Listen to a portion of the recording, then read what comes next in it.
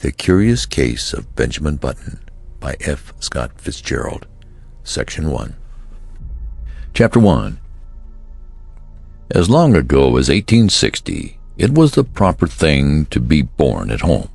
At present, so I am told, the high gods of medicine have decreed that the first cries of the young shall be uttered upon the anesthetic air of a hospital, preferably a fashionable one.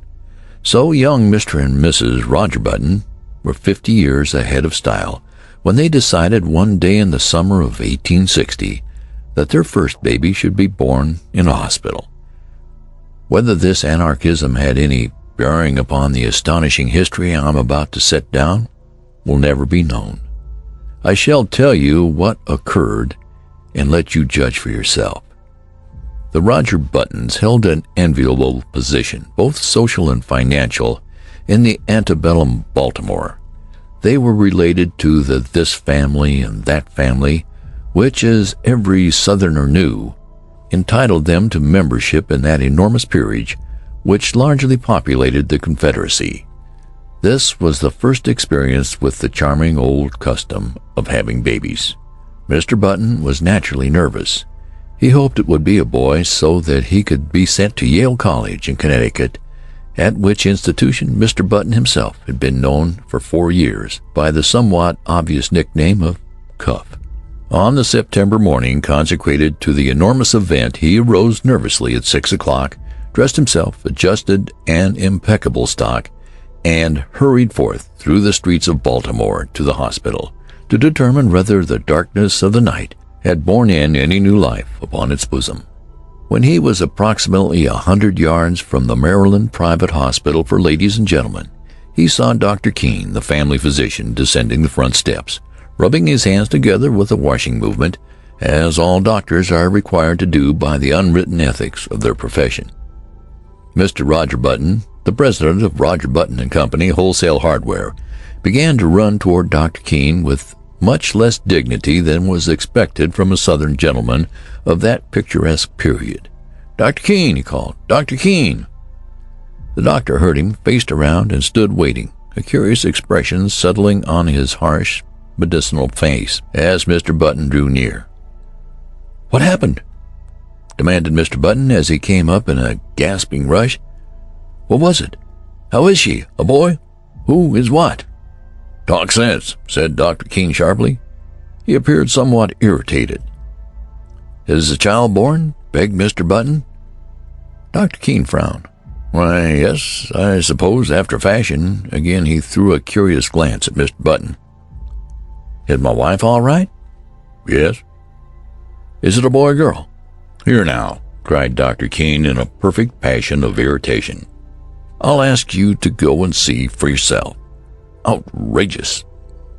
He snapped the last word out in almost one syllable. Then he turned away, muttering, "Do you imagine a case like this will help my professional reputation? One more would ruin me, ruin anybody." "What's the matter?" demanded Mr. Button, appalled. "Triplets?" "No, not triplets," answered the doctor cuttingly. "What's more, you can go and see for yourself, and get another doctor. I brought you into the world, young man, and I've been physician to your family for 40 years, but I'm through with you. I don't want to see you or any of your relatives ever again. Goodbye." Then he turned sharply, and without another word climbed into his phaeton, which was waiting at the curbstone, and drove severely away. Mr. Button stood there upon the sidewalk, stupefied and trembling from head to foot. What horrible mishap had occurred?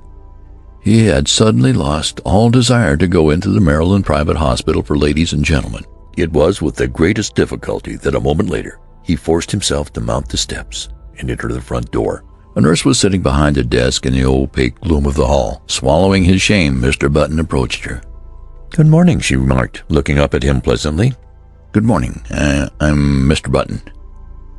At this, a look of utter terror spread itself over the girl's face. She rose to her feet and seemed about to fly from the hall, restraining herself only with the most apparent difficulty. "I want to see my child," said Mr. Button. The nurse gave a little scream. "Oh, of course," she cried hysterically. "Upstairs, right upstairs. Go up." She pointed the direction, and Mr. Button, bathed in cool perspiration, turned falteringly and began to mount to the second floor. In the upper hall he addressed another nurse, who approached him, basin in hand.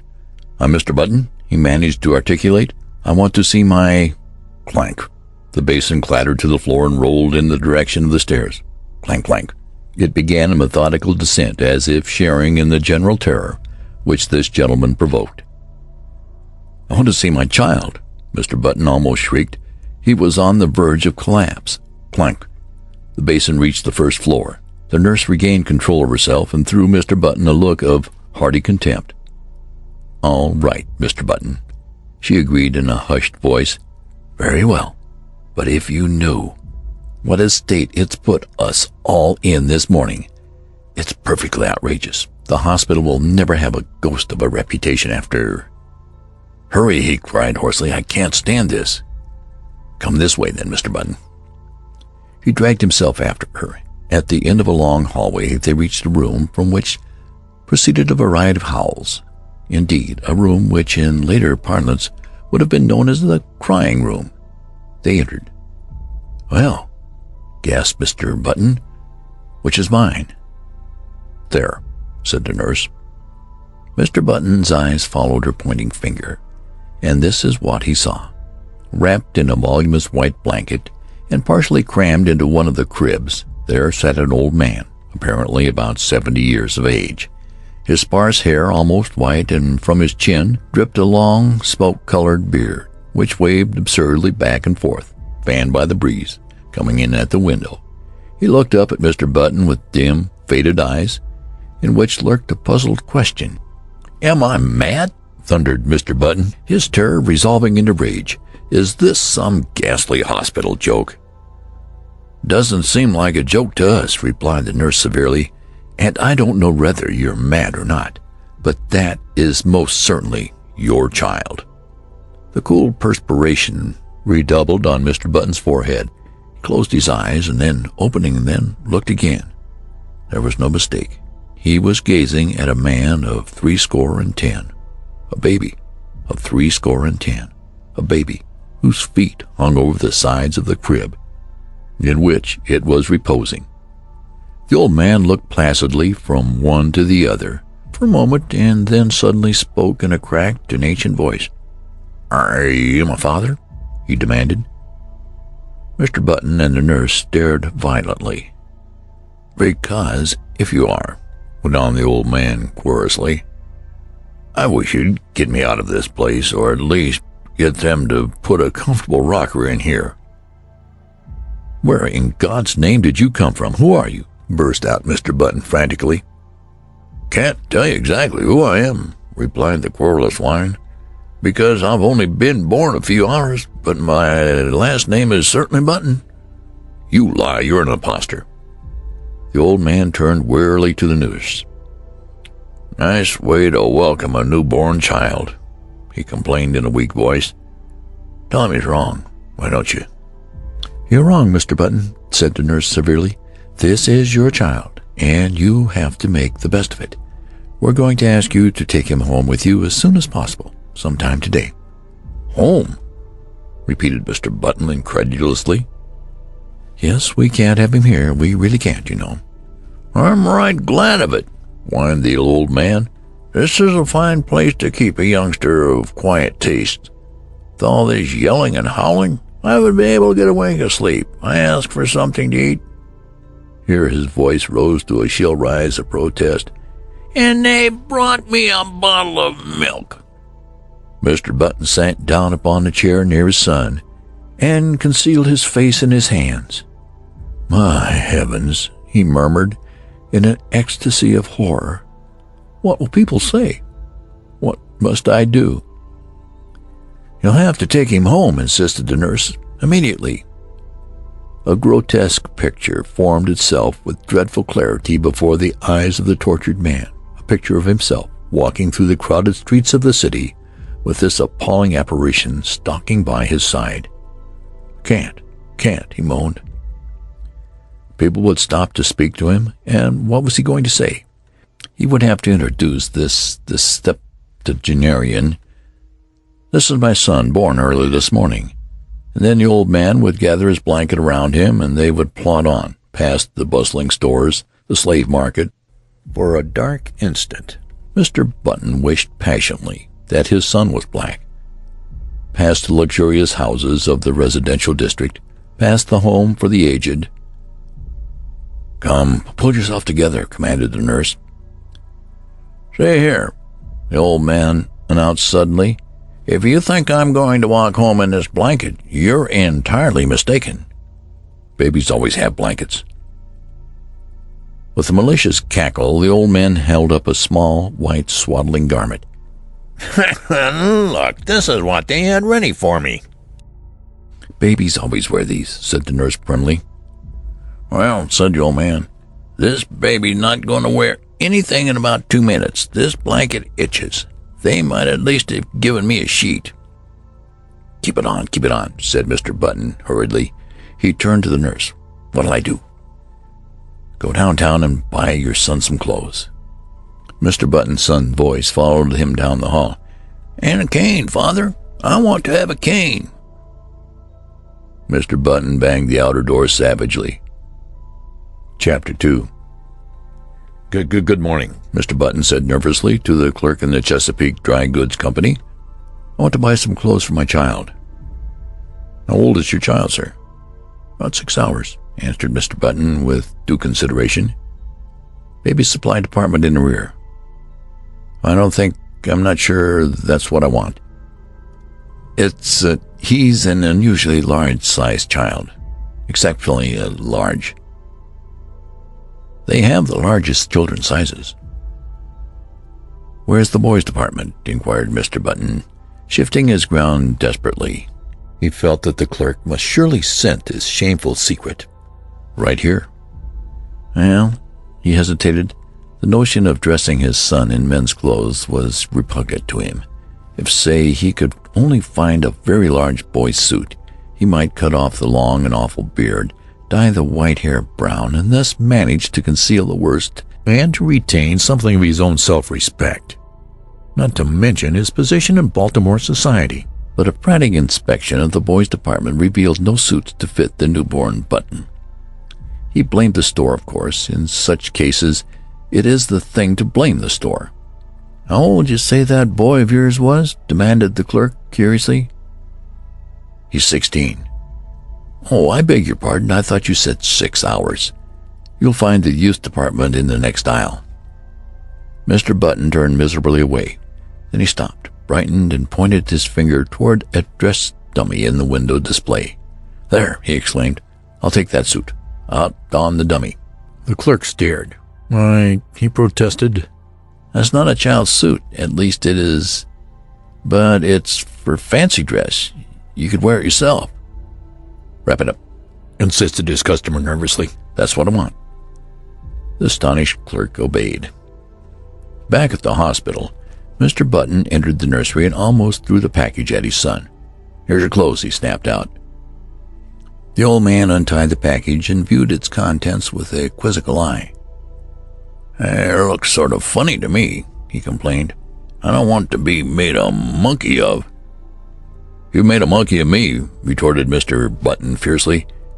"Never you mind how funny you look. Put them on, or I'll spank you."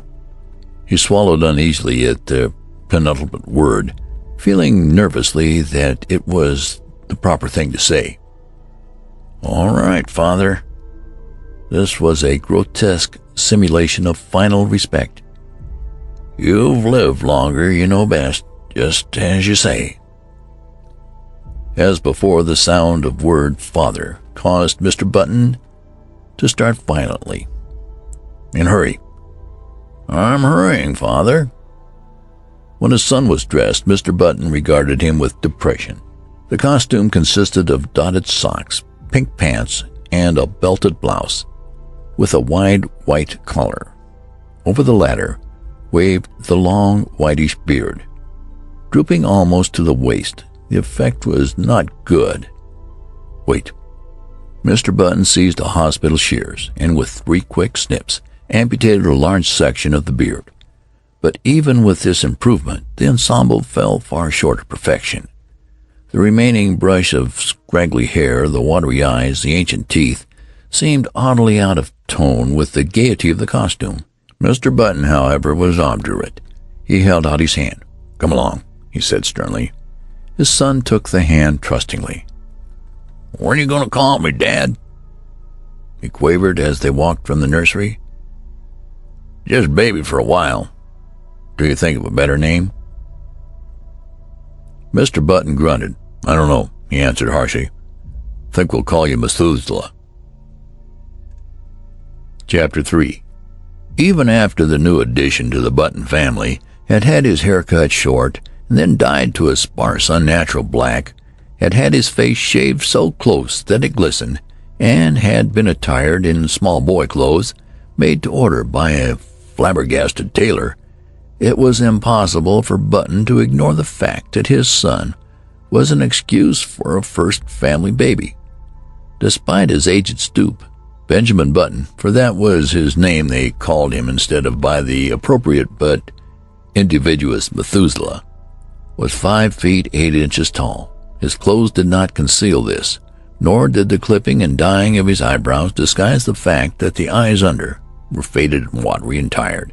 In fact, the baby nurse who had been engaged in advance left the house after one look in a state of considerable indignation. But Mr. Button persisted in his unwavering purpose. Benjamin was a baby, and a baby he should remain. At first he declared that if Benjamin didn't like warm milk, he could go without food altogether, but he was finally prevailed upon to allow his son bread and water, and even oatmeal by way of compromise. One day he brought home a rattle, and giving it to Benjamin insisted in no uncertain terms that he should play with it, whereupon the old man took it with a weary expression, and could be heard jingling it obediently at intervals throughout the day. There can be no doubt, though, that the rattle bored him, and that he found other more soothing amusements when he was left alone. For instance, Mr. Button discovered one day that during the preceding week he had smoked more cigars than ever before, a phenomenon which was explained a few days later when, entering the nursery unexpectedly, he found the room full of a faint blue haze and Benjamin, with a guilty expression on his face, trying to conceal the butt of a dark Havana. This, of course, called for a severe spanking, but Mr. Button found that he could not bring himself to administer it. He merely warned his son that he would stunt his growth. Nevertheless, he persisted in his attitude. He brought home lead soldiers, he brought home toy trains, he brought large pleasant animals made of cotton, and to perfect the illusion which he was creating, for himself at least, he passionately demanded of the clerk in the toy store whether the paint would come off the pink duck if the baby put it in his mouth. But despite all his father's efforts, Benjamin refused to be interested. He would steal down the back stairs and return to the nursery with a volume of the Encyclopedia Britannica, over which he would pore through an afternoon, while his cotton cows and his Noah's Ark were left neglected on the floor. Against such a stubbornness, Mr. Button's efforts were of little avail. The sensation created in Baltimore was at first prodigious. What the mishap would have cost the Buttons and their kinfolk socially cannot be determined, for the outbreak of the Civil War brought the city's attention to other things. A few people who were unfailingly polite racked their brains for compliments to give to the parents, and finally hit upon the ingenious device of declaring that the baby resembled his grandfather, a fact which, due to the standard state of decay common to all men of 70, could not be denied. Mr. and Mrs. Roger Button were not pleased, but Benjamin's grandfather was furiously insulted. Benjamin, once he left the hospital, took life as he found it. Several small boys were brought to see him, and he spent a stiff-jointed afternoon trying to work up an interest in tops and marbles. He even managed, quite accidentally, to break a kitchen window with the stone from a slingshot, a feat which secretly delighted his father. Thereafter, Benjamin contrived to break something every day, but he did these things only because they were expected of him and because he was by nature obliging. When his grandfather's initial antagonism wore off, Benjamin and that gentleman took enormous pleasure in one another's company. They would sit for hours, these two, so far apart in age and experience, and like old cronies discussed with tireless monotony the slow events of the day. Benjamin felt more at ease in his grandfather's presence than in his parents'. They seemed always somewhat in awe of him, and, despite the dictatorial authority they exercised over him, frequently addressed him as Mr. He was as puzzled as anyone else at the apparently advanced age of his mind and body at birth. He read up on the medical journal, but found that no such case had been previously recorded. At his father's urging, he made honest attempts to play with other boys, and frequently he joined in milder games. Football shook him up too much. He feared that in case of a fracture his ancient bones would refuse to knit. When he was 5, he was sent to kindergarten, where he initiated into the art of pasting green paper on orange paper, of weaving colored maps, and manufacturing eternal cardboard necklaces. He was inclined to drowse off to sleep in the middle of these tasks, a habit which both irritated and frightened his young teacher. To his relief, she complained to his parents, and he was removed from the school. The Roger Buttons told their friends that they felt he was too young. By the time he was 12 years old, his parents had grown used to him. Indeed, so strong is the force of custom that they no longer felt that he was different from any other child, except when some curious anomaly reminded them of the fact. One day, a few weeks after his 12th birthday, while looking in the mirror, Benjamin made, or thought he made, an astonishing discovery. Did his eyes deceive him, or had his hair turned in the dozen years of his life from white to iron gray under its concealing dye? Was the network of wrinkles on his face becoming less pronounced? Was his skin healthier and firmer, with even a touch of ruddy winter crawler? He could not tell. He knew that he no longer stooped, and that his physical condition had improved since the early days of his life. Can it be? He thought to himself, or rather scarcely dared to think. He went to his father. "I'm grown," he announced determinedly. "I want to put on long trousers." His father hesitated. "Well," he said finally, "I don't know. 14 is the age for putting on long trousers, and you are only 12. "But you have to admit," protested Benjamin, "I'm big for my age." The father looked at him with illusory speculation. "I'm not so sure of that," he said. "I was as big as you when I was 12. This was not true. It was all part of Roger Button's silent agreement with himself to believe in his son's normality. Finally, a compromise was reached. Benjamin was to continue to dye his hair. He was to make a better attempt to play with boys of his own age. He was not to wear spectacles or carry a cane in the street. In return for these concessions, he was allowed his first suit of long trousers. Chapter 4. Of the life of Benjamin Button between his 12th and 21st year, I intend to say little. Suffice to record that they were years of normal ungrowth. When Benjamin was 18, he was erect as a man of 50. He had more hair, and it was of a dark gray. His step was firm, his voice had lost its cracked quaver, and descended to a healthy baritone. So his father sent him up to Connecticut to take examinations for entrance to Yale College.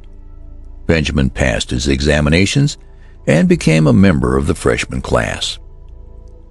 On the third day following his matriculation, he received a notification from Mr. Hart, the college registrar, to call at his office and arrange his schedule. Benjamin, glancing in the mirror, decided that his hair needed a new application of its brown dye, but an anxious inspection of his bureau drawer disclosed that the dye bottle was not there. Then he remembered. He had emptied it the day before and thrown it away.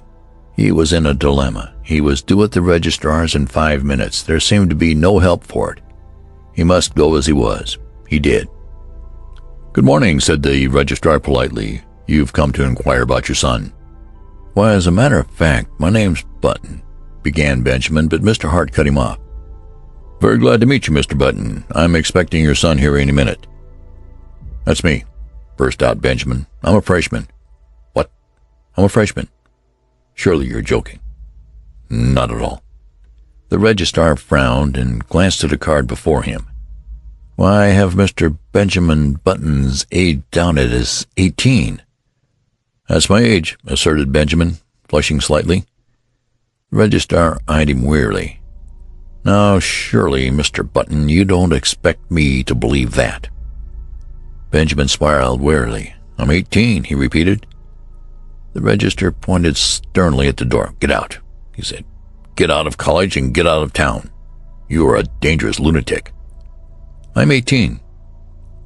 Mr. Hart opened the door. The idea, he shouted. A man of your age trying to enter here as a freshman. 18 years old, are you? Well, I'll give you 18 minutes to get out of town. Benjamin Button walked with dignity from the room, and half a dozen undergraduates who were waiting in the hall followed him curiously with their eyes. When he had gone a little way, he turned around, faced the infuriated registrar, who was still standing in the door, and repeated in a firm voice, I am 18 years old. To a chorus of titters which went up from the group of undergraduates, Benjamin walked away. But he was not fated to escape so easily. On his melancholy walk to the railroad station, he found that he was being followed by a group, then by a swarm, and finally by a dense mass of undergraduates. The word had gone around that a lunatic had passed the entrance examinations for Yale and attempted to palm himself off as a youth of 18. A fever of excitement permeated the college. Men ran hatless out of classes.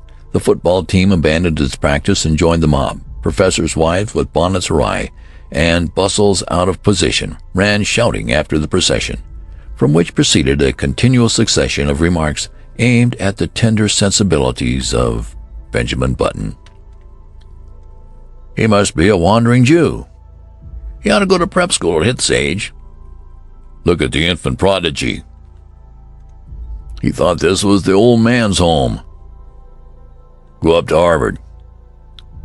Benjamin increased his gait, and soon he was running. He would show them. He would go to Harvard, and then they would regret these ill-considerate taunts.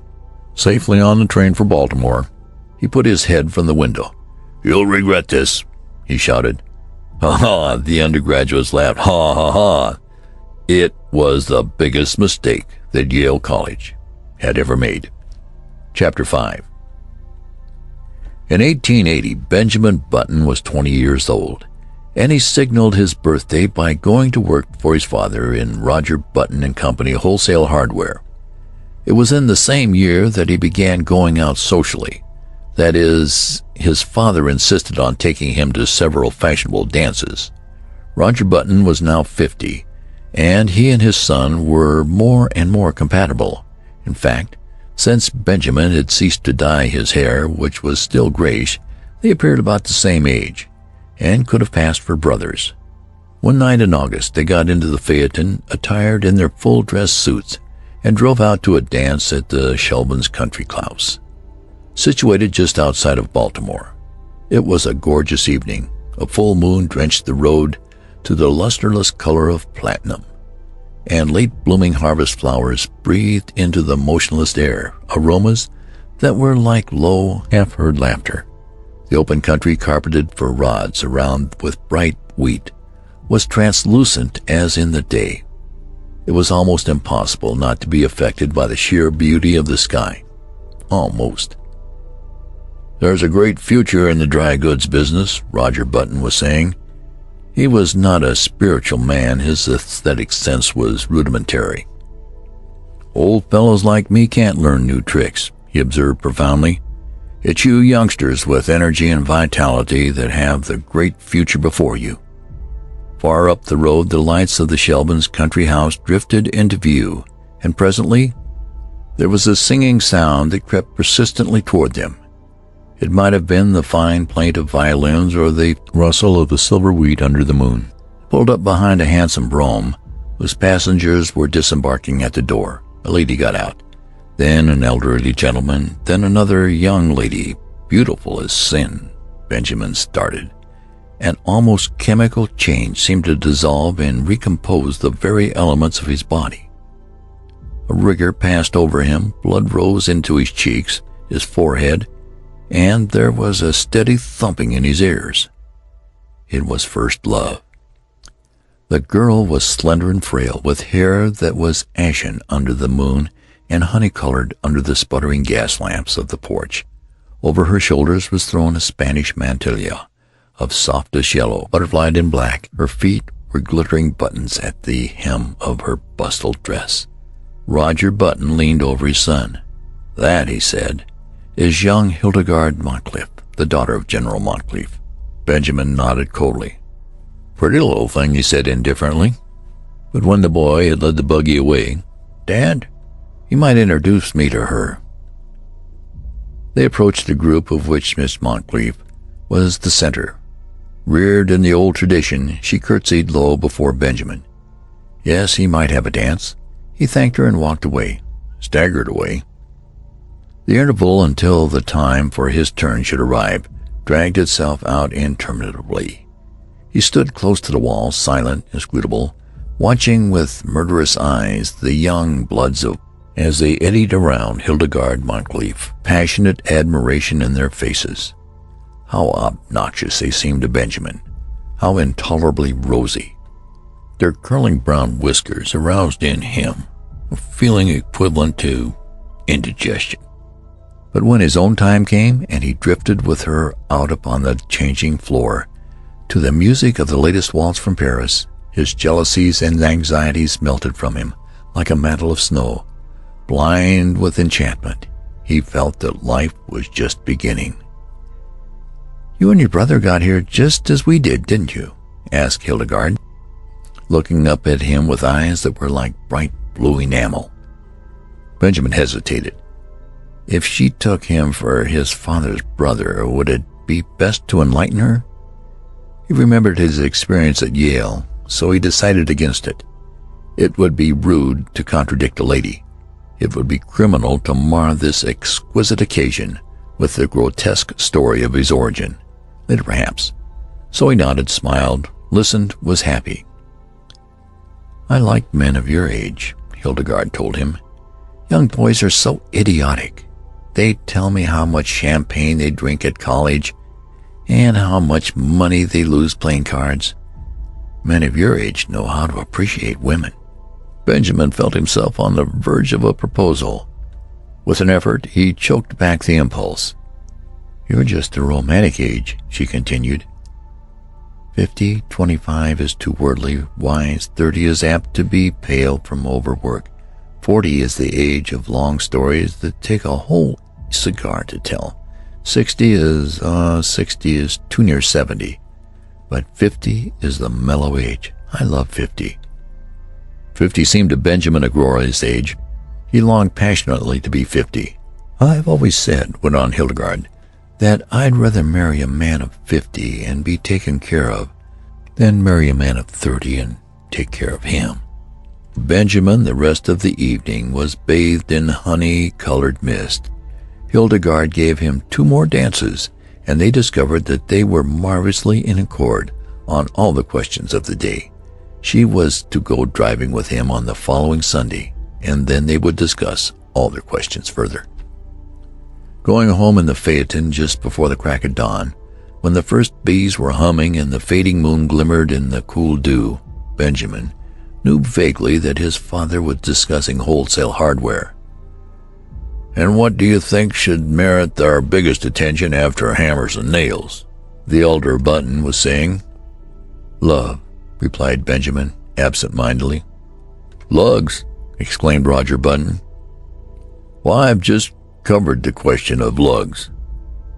Benjamin regarded him with dazed eyes just as the eastern sky was suddenly crackled with light, and an oriole yawned piercingly in the quickening trees.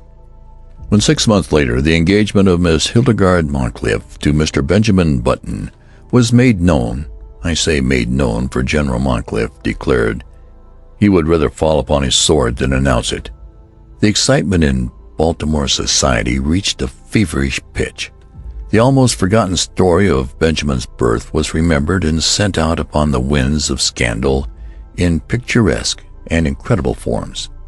It was said that Benjamin was really the father of Roger Button, that he was his brother, who had been in prison for 40 years, that he was John Wilkes Booth in disguise, and finally that he had two small conical horns sprouting from his head.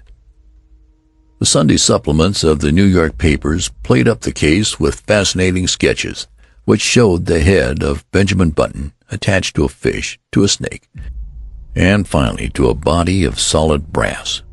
He became known journalistically as the Mystery Man of Maryland, but the true story, as is usually the case, had a very small circulation. However, everyone agreed with General Moncrief that it was criminal for a lovely girl who could have married any beau in Baltimore to throw herself into the arms of a man who was assuredly 50. In vain, Mr. Roger Button published his son's birth certificate in large type in the Baltimore Blaze. No one believed it. You had only to look at Benjamin and see. On the part of the two people most concerned, there was no wavering. So many of the stories about her fiancé were false that Hildegarde refused stubbornly to believe even the true one. In vain, General Moncrief pointed out to her the high mortality among men of 50, or at least among men who looked 50. In vain he told her of the instability of the wholesale hardware business.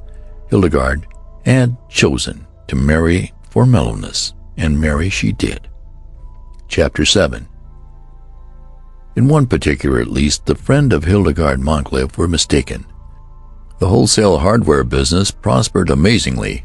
In the 15 years between Benjamin Button's marriage in 1880 and his father's retirement in 1895, the family fortune was doubled, and this was due largely to the younger member of the firm.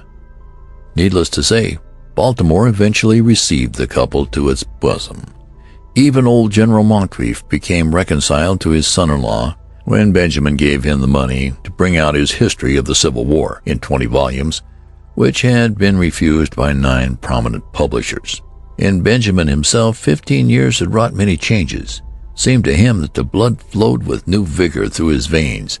It began to be a pleasure to rise in the morning, to walk with an active step along the busy, sunny street, to work untiringly with his shipments of hammers and his cargoes of nails.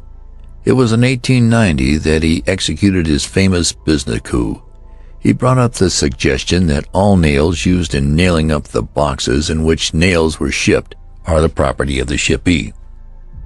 A proposal which became a statute, was approved by Chief Justice Fossil, and saved Roger Button and Company, Wholesale Hardware, more than 600 nails every year.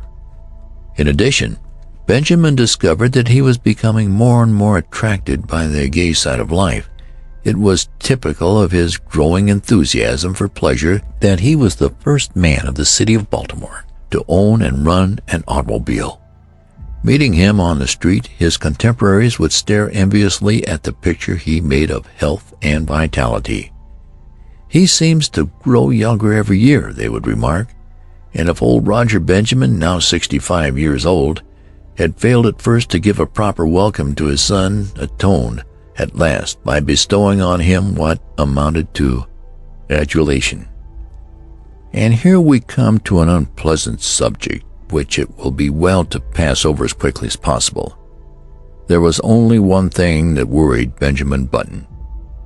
His wife had ceased to attract him. At the time, Hildegarde was a woman of 35 with a son, Roscoe, 14 years old. In the early days of their marriage, Benjamin had worshipped her, but as the years passed, her honey-colored hair became an unexciting brown. The blue enamel of her eyes assumed the aspect of cheap crockery. Moreover, and most of all, she had become too settled in her ways, too placid, too content, too anemic in her excitements, and too sober in her taste. As a bride, it had been she who had dragged Benjamin to dances and dinners. Now, conditions were reversed. She went out socially with him, but without enthusiasm, devoured already by the eternal inertia which comes to live with each of us one day and stays with us to the end. Benjamin's discontent waxed stronger. At the outbreak of the Spanish-American War in 1898, his home had for him so little charm that he decided to join the army. With his business influence, he obtained a commission as captain and proved so adaptable to the work that he was made a major and finally a lieutenant colonel just in time to participate in the celebrated charge up San Juan Hill. He was slightly wounded and received a medal. Benjamin had become so attached to the activity and excitement of Army life that he regretted to give it up. But his business required attention, so he resigned his commission, came home. He was met at the station by a brass band and escorted to his house. Section 2. Chapter 8. Hildegard, waving a large silk flag, greeted him on the porch, and even as he kissed her, he felt with a sinking feeling of the heart that these 3 years had taken their toll. She was a woman of 40 now, with a faint skirmish line of gray hairs in her head. The sight depressed him. Up in his room he saw his reflection in the familiar mirror and went closer and examined his own face with anxiety, comparing it after a moment with a photograph of himself in uniform taken just before the war. "Good Lord," he said aloud. The process was continuing. There was no doubt of it. He looked now like a man of 30. Instead of being delighted, he was uneasy. He was growing younger, and had hitherto hoped that once he reached a bodily age equivalent to his age in years, the grotesque phenomenon which had marked his birth would cease to function. He shuddered. His destiny seemed to him awful, incredible. When he came downstairs, Hildegard was waiting for him. She appeared annoyed, and he wondered if she had at last discovered that there was something amiss. It was with an effort to relieve the tension between them that he broached the matter at dinner, in what he considered a delicate way. "Well," he remarked lightly, "everybody says I look younger than ever." Hildegard regarded him with scorn. She sniffed. "Do you think it's anything to boast about?" "Well, I'm not boasting," he asserted uncomfortably. She sniffed again.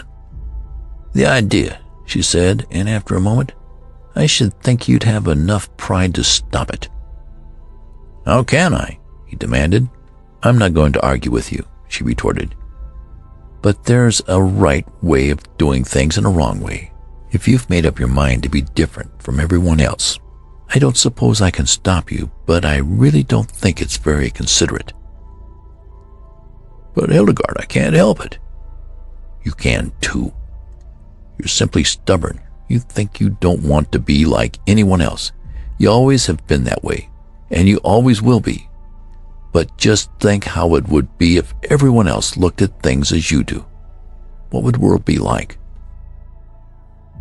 As this was an inane and unanswerable argument, Benjamin made no reply, and from that time on a chasm began to widen between them. He wondered what possible fascination she had ever exercised over him. To add to the breach, he found that as the new century gathered headway, that his thirst for gaiety grew stronger. Never a party of any kind in the city of Baltimore, but he was there, dancing with the prettiest of the young married women, chatting with the most popular of the debutantes, and finding their company charming, while his wife, a dowager of evil omen, sat among the chaperons, now in haughty disapproval, and now following him with solemn, puzzled, and reproachful eyes. "Look," people would remark, "what a pity, a young fellow that age tied to a woman of 45. He must be 20 years younger than his wife."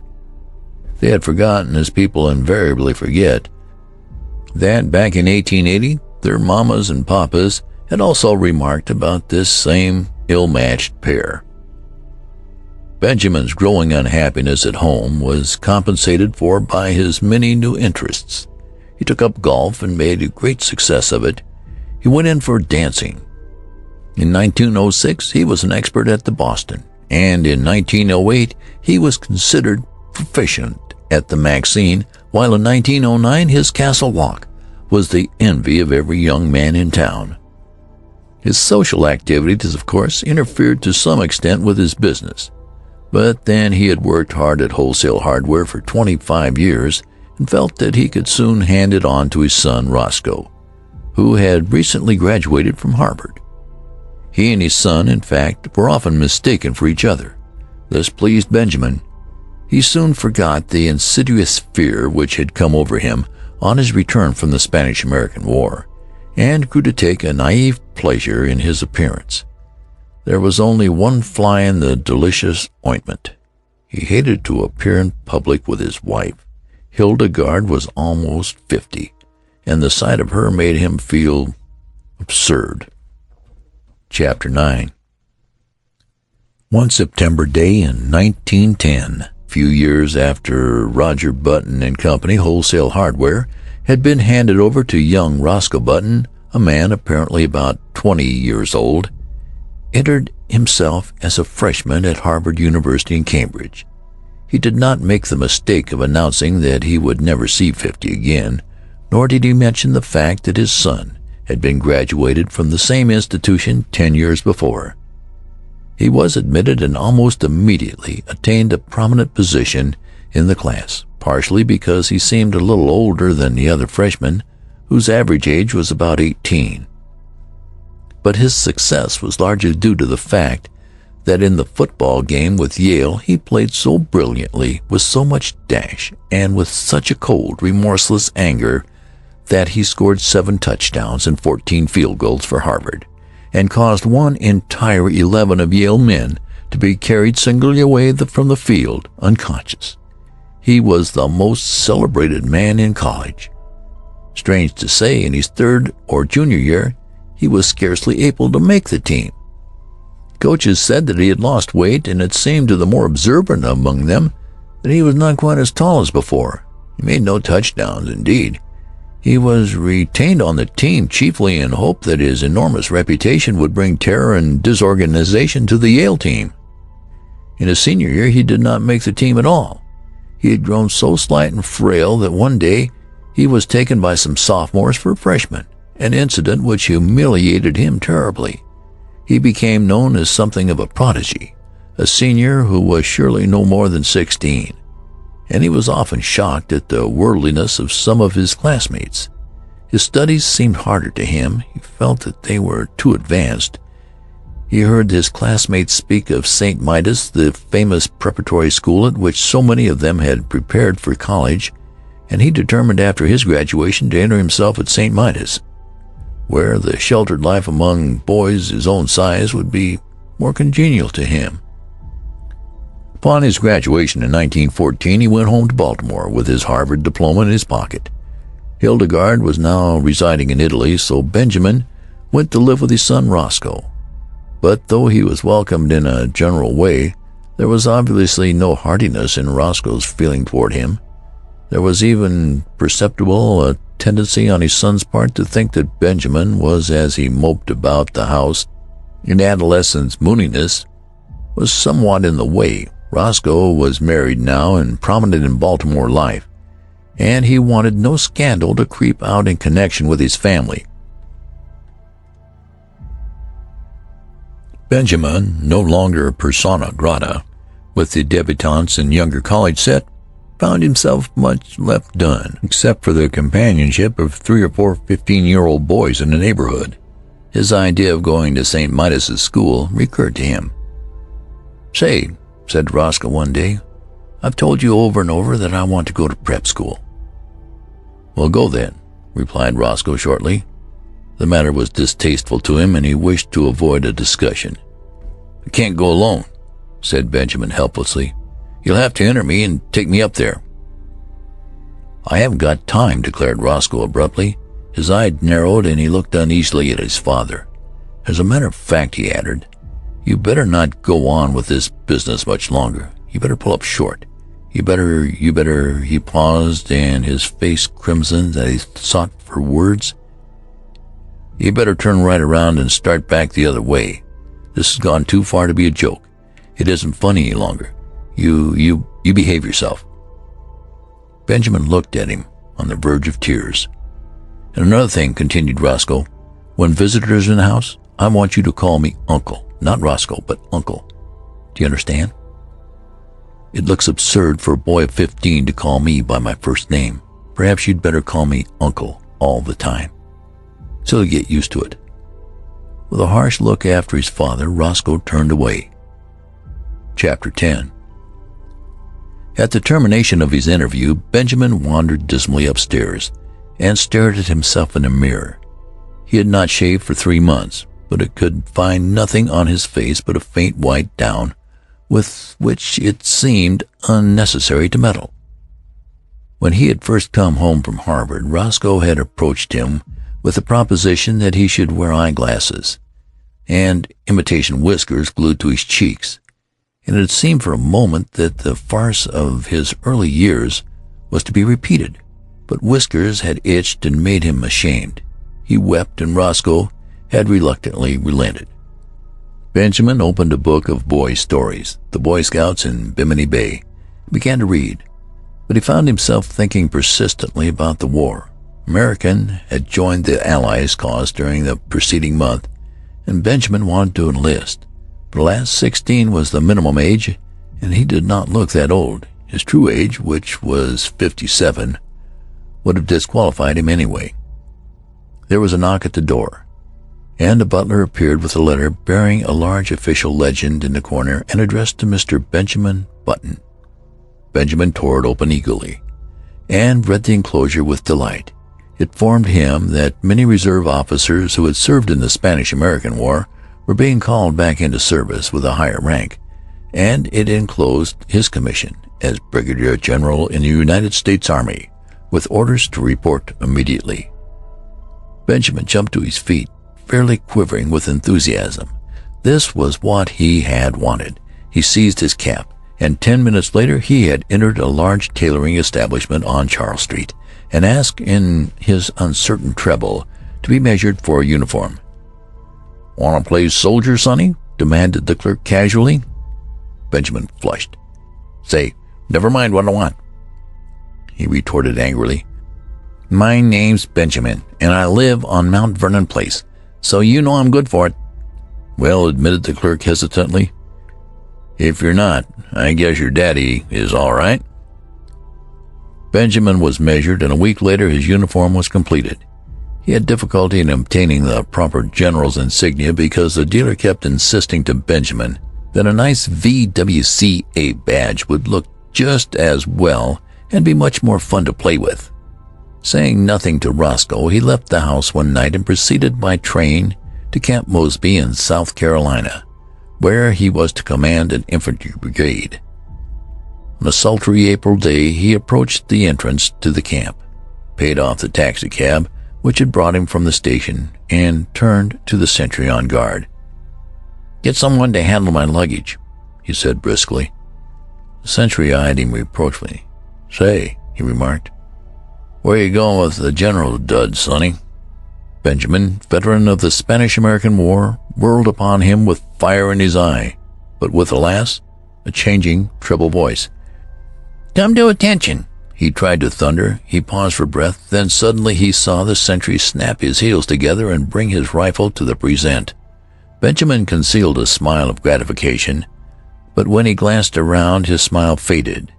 It was not he who had inspired obedience, but an imposing artillery colonel who was approaching on horseback. "Colonel," called Benjamin shrilly. The colonel came up, drew rein, and looked coldly down at him with a twinkle in his eye. "Whose little boy are you?" he demanded kindly. "I'll soon darn well show you whose little boy I am," retorted Benjamin in a ferocious voice. "And get down off that horse." The colonel roared with laughter. "You want him, eh, General?" "Here," cried Benjamin desperately. "Read this." And he thrust his commission toward the colonel. The colonel read it, his eyes popping from their sockets. "Where'd you get this?" he demanded, slipping the document into his own pocket. "I got it from the government, as you'll soon find out." "You come along with me," said the colonel with a peculiar look. "We'll go up to headquarters and talk this over. Come on." The colonel turned and began walking his horse in the direction of headquarters. There was nothing for Benjamin to do but to follow, with as much dignity as possible, meanwhile promising himself a stern revenge. But his revenge did not materialize. 2 days later, however, his son Roscoe materialized from Baltimore, hot and cross from a hasty trip, and escorted the weakening general, sans uniform, back to his home. Chapter 11. In 1920, Roscoe Button's first child was born. During the attendant festivities, however, no one thought it the thing to mention that the little grubby boy, apparently about 10 years of age, who played around the house with lead soldiers and a miniature circus, was a new baby's own grandfather. No one disliked the little boy, whose fresh, cheerful face was crossed with just a hint of sadness, but to Roscoe Button his presence was a source of torment. In the idiom of his generation, Roscoe did not consider the matter efficient. It seemed to him that his father, in refusing to look 60, had not behaved like a red-blooded he-man. This was Roscoe's favorite expression, but in a curious and perverse manner. Indeed, to think about the matter for as much as a half an hour drove him to the edge of insanity. Roscoe believed that live wires should keep young, but carrying it out on such a scale was inefficient, and there Roscoe rested. 5 years later, Roscoe's little boy had grown old enough to play childish games with little Benjamin, under the supervision of the same nurse.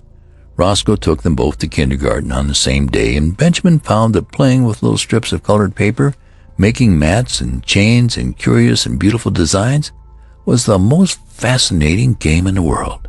Once he was bad and had to stand in the corner.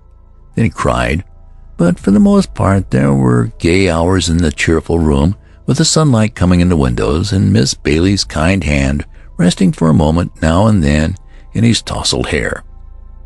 Roscoe's son moved up into the first grade after a year, but Benjamin stayed on in the kindergarten. He was very happy. Sometimes when other tots talked about what they would do when they grew up, a shadow would cross his little face as if in a dim, childish way he relished that those were things in which he was never to share. The days flowed on monotonous content. He went back a third year to the kindergarten, but he was too little now to understand what the bright shining strips of paper were for. He cried because the other boys were bigger than he, and he was afraid of them. Teacher talked to him, but though he tried to understand, he could not understand at all. He was taken from kindergarten. His nurse Nana, in her starched gingham dress, became the center of his tiny world. On bright days, they walked in the park. Nana would point at a great gray monster and say, "Elephant," and Benjamin would say it after her.